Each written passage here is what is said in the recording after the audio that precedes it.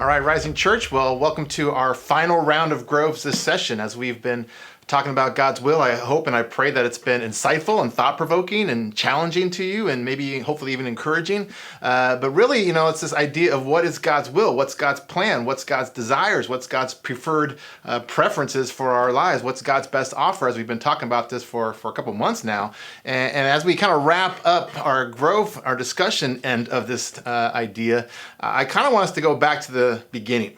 In Romans 12:2, that's kind of where we started this whole series. It says, "Do not conform to the pattern of this world, but be transformed by the renewing of your mind, because then you will be able to test and approve," or test before approving, what God's will is, God's good, pleasing, and perfect will. And I, as a pastor, having been in ministry for 30 plus years, it's like I feel like over and over and over again, you just see this verse played out, which is probably why it's one of my favorite verses, one of my life verses. And just you see believers, followers of Jesus, professed followers of Jesus, and you just see them start to conform to the pattern of the world and to live untransformed lives. And the sad part about that is every single time I start to see that happen, I know that's not God's will. That's not God's good, pleasing, and perfect will for their lives, because they are just being formed and being shaped and being molded by what the world is saying as opposed to what God is saying. And so often when we do that, we think we're getting the better end of the deal, we're getting the best offer, but the reality is we're not, and we're living less than lives and less than experiences, and we're not experiencing the full and abundant lives that Jesus came to give us. And so it's kind of heart-wrenching and heartbreaking in that sense. And so I hope that through this series, you're starting to ask yourself that question in every aspect of your life, whether your marriage over the past month, we've been talking about this. It's like, what is God's will for my marriage? What's God's preference? What's God's best offer? Not what the world is saying or what the world is offering, but what is God offering, and who am I going to listen to? And who ultimately is going to be the king of my life and the king of my heart, and who's going to be making those calls in my life when it comes to giving, when it comes to finances, when it comes to our time, when it comes to our energy, when it comes to our kids, when it comes to the workplace. Like, what is God's will? And so I feel like this idea is so important for us as followers of Jesus to really figure out who are we going to listen to. And so at the end of it here, that's kind of where we started. And at the end here, I want to look at a passage that I know everybody here knows. And you're very familiar with, and it's probably one of the big two, if you will, when it comes to God's will. And that's when Jesus teaches us to pray. And you've heard preaching on this a million times, the Lord's Prayer. And in the Lord's Prayer, he says something that I think, it's very easy for us just to kind of glance over and just be like, yeah, we've heard this a million times. Some of us have it memorized, and we used to grow up saying it over and over and over again, and it kind of lost its edge for us. But really, when you think about it, and you've heard me say this a million times, like, the Lord's Prayer is kind of a dangerous prayer to pray, which is probably why most of us we may pray it rotely, but we don't pray it with our heart, because what we're saying is pretty intense.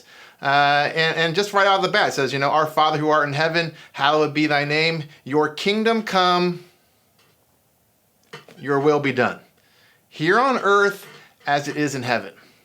And you kind of think about that prayer. And basically what you're saying is saying, I don't want the world's way. I want God's way. I want God's kingdom, not the world's kingdom. I want God's kingdom to come here to earth as it is in heaven. And it's very interesting that these two phrases are linked together.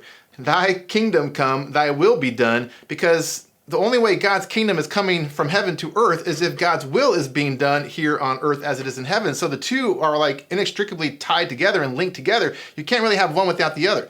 You can't have God's will and then it not be his kingdom, because God's will brings about his kingdom, and you can't have God's kingdom without God's will being done. And so it's kind of this idea, they kind of go hand in hand, that is when God's will is being done here on earth, then God's kingdom is coming here on earth. And I don't know if we really always want that, because I think a lot of times we're at war with God's kingdom because we want to build our kingdom. We want to build my kingdom, and I want things to be done my way, not God's way. I don't really want God's kingdom. I want my kingdom when it comes to my marriage, when it comes to my finances, when it comes to my workplace, when it comes to my future. It's like I want what I want because I think I know best.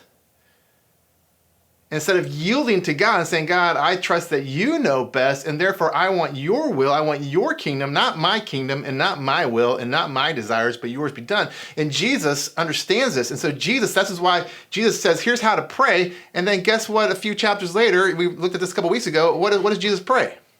he prays that prayer. He says, your kingdom come, your will be done, not mine, because he understands that God is up to something greater and bigger, and so he yields to God's will over his. And that's that question, ultimately, when it comes to everything we've talked about over the last 2 months.